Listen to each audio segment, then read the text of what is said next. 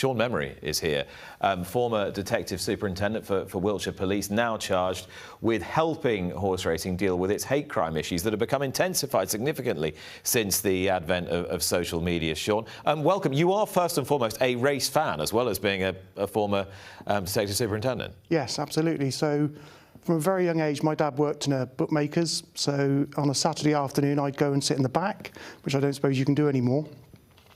And he'd throw through the betting slips and I'd work out the odds. You know, I was 7 years old.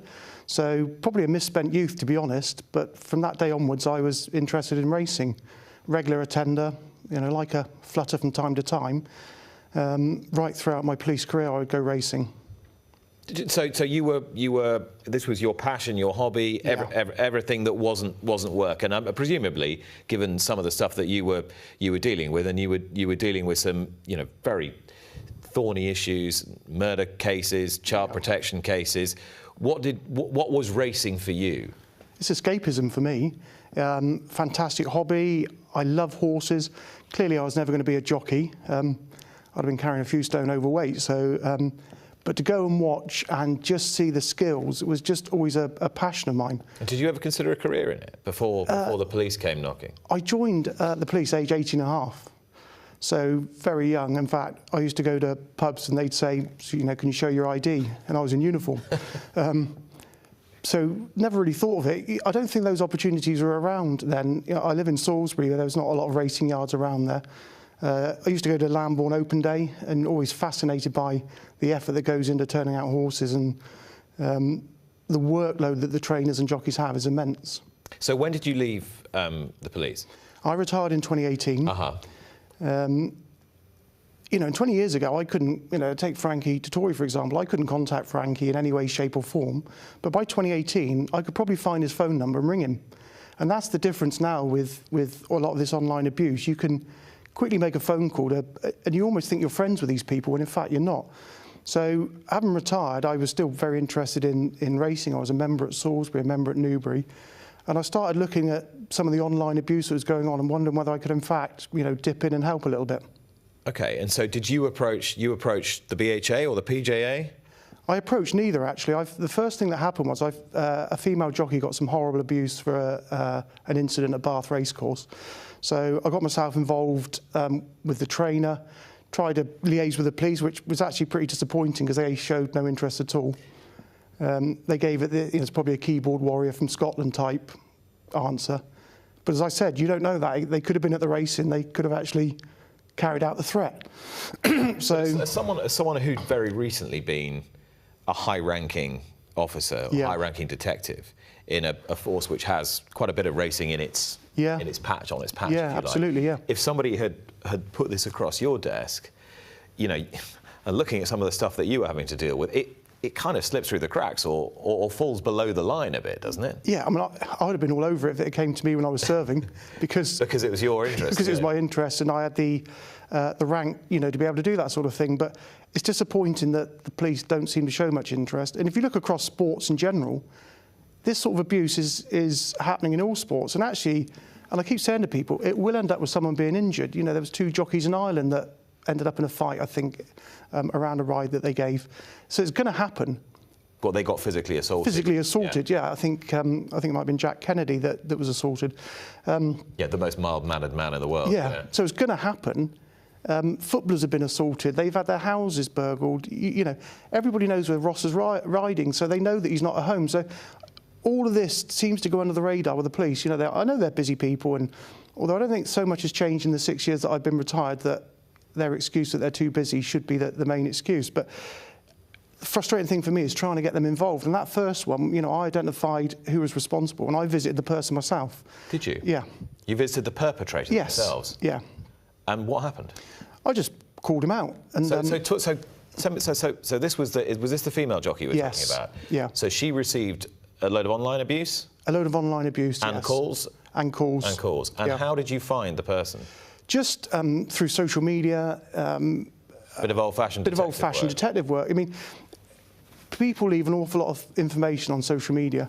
You know, they might have only put one post up, but when you dig in behind it, even if they're just an egg. Just an egg, yeah. And, you know, if it's a genuine account, you can generally find them.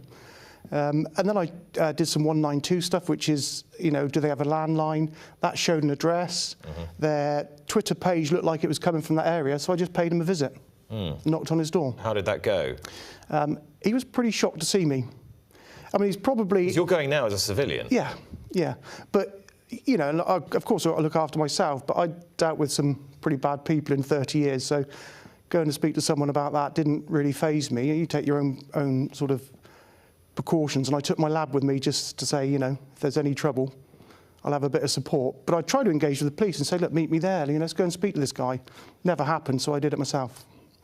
When you don't have that veneer of police protection, though, when you're not someone who can flash your warrant card and go, I'm Detective Superintendent Sean Memory, and you're just Sean,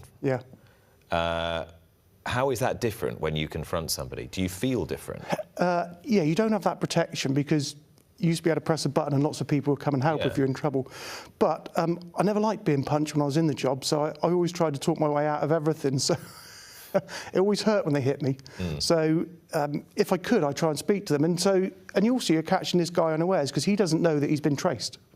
No, exactly. So what did he say? He was, I guess he was the sort of person I was expecting to find, living on his own, no money, usual sort of story, oh, I didn't mean to, that sort of stuff. Fairly apologetic, and then they did send a message to the trainer apologising. Okay. And as far as I'm aware, they've not reoffended since, so that's the benefit of that visit.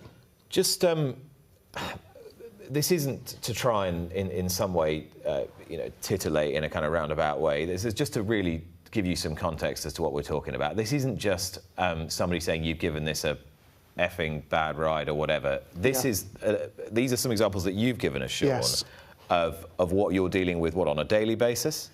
I get about 40 or 50 reports a month, yes, so at least one a day. So, you know, you want to hope you get this message, I'm going to stab your brother to death after the ride he gave, and you can fill in the blanks. F off and die, you pathetic, and on it goes. I'm not going to keep reading it all out. You can read it there. But there you can have no complaints if a lunatic chucks acid in your face. And at that point, you know, Rosser, if you're getting stuff like this, it's just a little more then. That's tantamount to a threat of physical harm. Are you quite good at brushing this stuff off, or does it actually get, does something like that get under your skin? At the start it probably did. Now I'm okay, but it's nearly just part of the job now, taking all the abuse you get online. But isn't it sad when you say that it's part of the job? And if you're on TV, you get, I think, this on a pretty low level, and made me feel really uncomfortable. It does make me feel uncomfortable. When it crosses the line into threats, that is a different thing altogether. And the fact that, you know, professionals trying to do a good job are subjected to this all the time, I think is really worrying. And my question would be, why is the law so slow to catch up with this? We've seen with the riots that the government can make things happen very swiftly when it suits them. But the law surely needs to act more quickly in terms of direct threats. Well, the law's there. The Malicious Communications Act is there for this very type of offence. However, they're inundated with work, you know, not just around this, but, and I guess in the greater scheme of things, racing's a minority sport. You know, if there's going to be, the police are somewhat swayed by high profile, so that if there's a footballer that gets the same level of abuse that's high profile, they'll probably take some action because they'll look at their own reputation and think, do you know what, we need to do something about this. And I mean, post the Gildando case, there was, and you would have been right in the thick of your career then, there were an awful lot of instances where people who were making threats against high-profile people, celebrities, people in the public eye, newsreaders or whatever, the action was, quite rightly, very swift and very decisive. That was a very critical point, wasn't it, Absolutely. in legislation on this? And the pendulum swings, doesn't it? The flavour of the month at the moment is locking people up for riots. But at some point, if something happens to a celebrity, the pendulum is swinging. We've seen the things with Holly Willoughby. You know, they put an awful lot of resources into that investigation, but it shouldn't really get to that point, because there would have been some warning signs along the way that probably they could have nipped it in the bud. And that's what I'm trying to do, is intervene with people before it gets so bad that, you know, something serious does happen. But it strikes me you're doing really good work, but you're almost a kind of posh vigilante. Insofar as where is the structural support for you? Yeah, and when I'm working with the BHA now, because I mean their hands are tied a little bit more because of their regulation and regulatory powers. But for me, you know, and I'm sure Ross would agree that he doesn't want a 12-month investigation. If he's had some abuse, he wants it nipped in the bud now, whilst it's hot off the press. So my role now is try and identify those people really quickly, send them a message, you know, a fairly stern warning that if this continues, we will take further action. And actually, I think I've sort of desisted 25 people in the last 2 or 3 months. And does it work? Are you the early signs? Not one of them has carried on since. Right, that's interesting. Now, of course, they can reset up under a new name and that sort of stuff. But you know, I'm speaking regularly to trainers and jockeys. There has been a reduction, you know. So hopefully, those sort of warnings getting out there are saying to people. Men are not good at opening up in general, Ross. But do guys and girls in the weighing room talk about this and say, do they say this is, you know, this is unstoppable, you just have to brush it off? Because different people will handle it in different ways, surely. Yeah, and everyone's, you know, emotions can be different as well. Look, I know for me anyways, once I get home, I'm fine. Like, I just get over it. It just takes me the car trip home, be it 30 minutes or be it 3 hours. You can leave it behind. I can. But, you know, the older lads, that's what you have to admire, and I suppose you get it with growing older. And the younger people probably can't deal with it as well, but when they start to figure out to leave the races at the races, no matter what sort of hatred you get on it.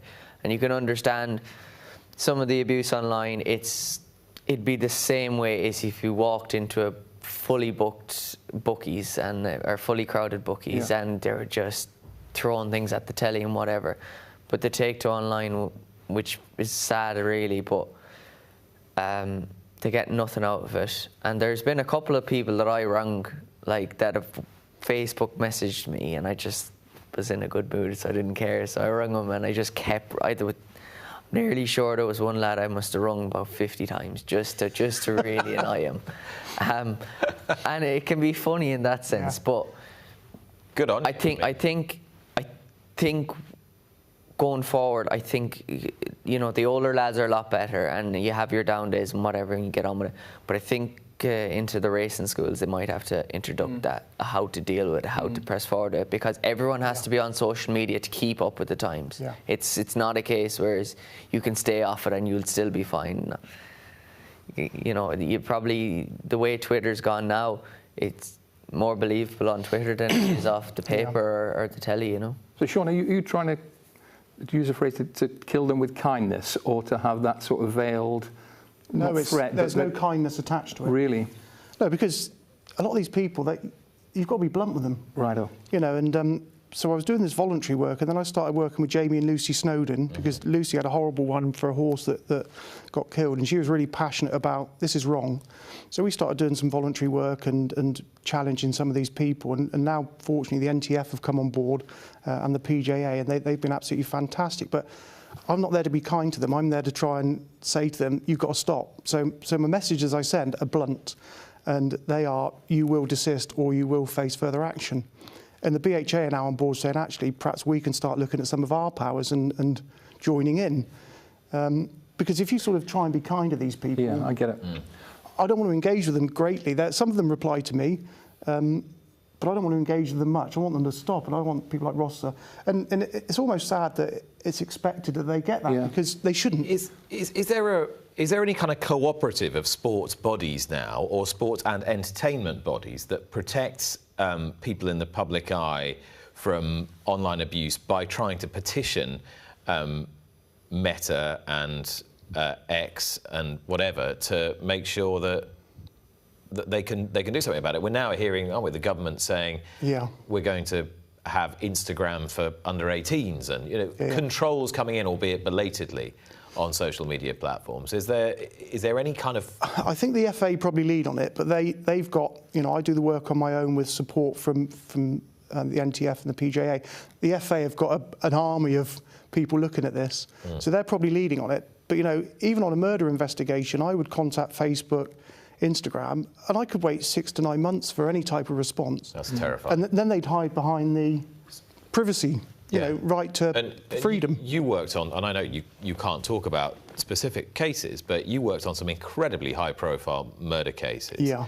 And you must have seen acres of speculation on social media about who the perpetrators were, when you arrest people, when you name people as suspects. Yeah. Must make life impossible. It has, and it's a disabler, social media. It's not necessarily an enabler. Because the story gets out there. I remember the first couple of murders I dealt with, if you missed the Wednesday deadline, you missed the newspaper on the Thursday and you got a week's peace. Towards the end, I was getting phone calls from some of the nationals saying, I understand you're on the way to a murder scene.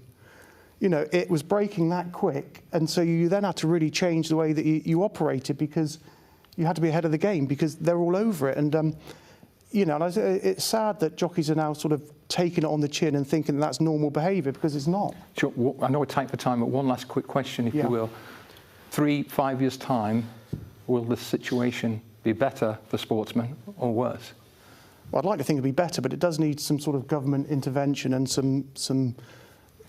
Do you think that all English sports, just say horse racing, football, cricket, all them could go under the same category, and that there be a department made for it, just specifically, and then kind of what the same problem a footballer has, a jockey has, and a cricketer, and everyone kind of feels included then? And absolutely, it makes sense. But I'm an outsider looking in at racing, and racing can't always pull themselves together.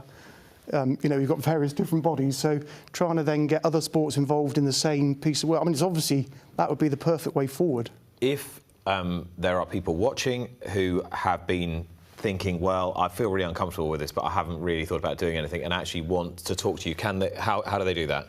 They can email me, they can, my number's out with all the trainers and jockeys, just send me a message. Quite easy to find. Yeah, very, very easy. You found my number and called me. Very easy to find, and I say to people, look, like if Ross has got something, all he needs to do is give me the information and I'll deal with it. That'll be the end of his involvement. He doesn't need to phone the police. I've got 7 jobs with the police at the moment that I'm trying to nudge along slowly, but they can offload that burden to me and I'll take over all of that. We've also got Harry Dunlop working on the welfare for trainers, because that's a big issue, because this is linked into welfare. It's not just around their performance, but a lot of them take it to bed. Ross is very lucky that he can sort of switch off, but many jockeys and trainers can't, and it lives with them and it eats them up. So we work with racing welfare as well with Harry, but it's really, really simple. Contact me, I'll deal with it, I'll take that burden away. I almost guarantee to respond to you within 24 hours, which people want, and they just want it dealt with and gone. Sean Memory, wonderful work you're doing, and I really hope that we can have this conversation in a few years' time and things will be better. Watch live racing now on racingtv.com.